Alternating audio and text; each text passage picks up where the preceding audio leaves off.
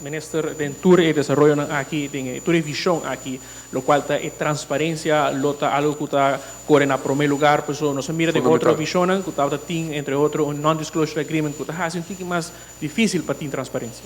Mira como de maneira bossa o tema de non-disclosure agreement um tema como a comentar que a mim quer que o nosso parlamento de Aruba me certa tour transparência, tour informação governo de Aruba também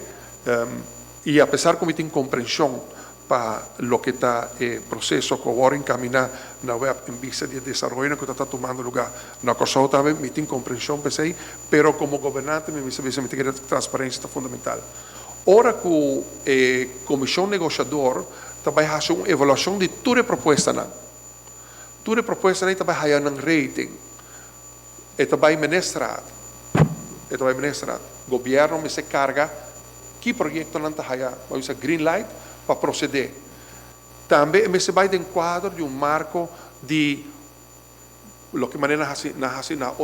outra zona master plan de desenvolvimento. Vamos a definir a visão e também master plan para perfeito de uma totalidade de desenvolvimento. E agora que nós está papia de diversificar nossa economia para nós não queda depender solamente de turismo, realizar essa zona de grande oportunidade para realmente diversificar nossa economia, para Deus livrar-nos com algo maneira pandemia, vou repetir, onde com o turismo está agora paralisar, nós não queda depender solamente de pilar econômico atrobe, para nós temos de dois pilares econômicos em Nanan, que lo por ayudarnos de nos resiliência, resistência, mas também criolamente para aguantar lá.